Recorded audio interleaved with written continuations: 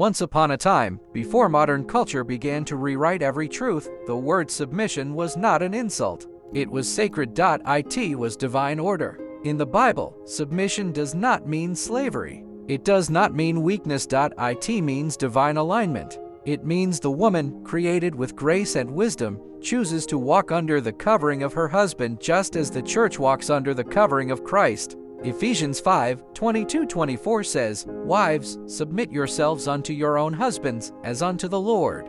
For the husband is the head of the wife, even as Christ is the head of the church." Now, think about that for a moment. Christ's leadership is not harsh. It's full of love, sacrifice, and protection. So a man's leadership, in the same way, is meant to guide and protect, not to rule by fear. When a woman submits in the biblical way, she honors the order of creation. And when a man loves his wife as Christ loved the church, he honors God. It's not a war between man and woman, it's harmony, it's balance, it's unity under God's law. But look at today.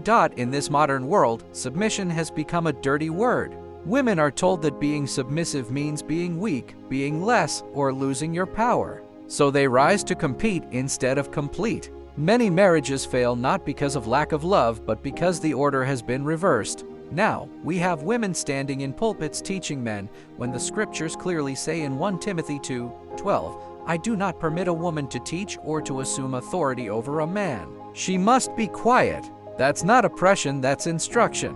It's God's order for leadership in the house and in the church. Yet today, we see churches with women pastors leading men. We see women refusing correction, refusing headship, shouting, "I don't need a man." And what's the result? Families broken, children confused, a generation growing up without respect for spiritual authority, because even the home is divided. Submission in the Bible was never about control, it was about structure. When the man leads and the woman supports, they both reflect God's design. But when pride enters, chaos follows. That's why Proverbs 14:1 says, "A wise woman builds her house, but a foolish one tears it down with her own hands." Today's world teaches independence, do it your way. No one tells you what to do. But God teaches dependence not on man, but on divine order. A woman under God's structure is not oppressed, she's protected. She doesn't lose her power. She multiplies it through wisdom, gentleness, and strength under guidance. Even Sarah called Abraham Lord, not because she was beneath him, but because she recognized spiritual order.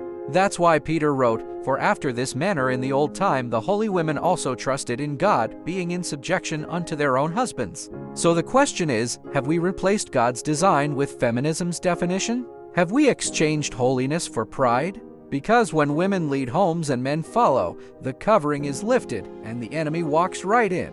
True submission is beauty in order. It's a woman saying, "I trust the leadership God gave me." It's not silence, it's wisdom. It's not weakness, it's strength with discipline. And when done God's way, submission doesn't break a woman, it crowns her. The world says, "Rule your home." God says, "Build your home." The world says, "Be independent." God says, "Be in order." And until we return to the structure that the Most High established, we will keep seeing broken marriages, broken men, and broken homes. Because where there is no order, there can be no blessing.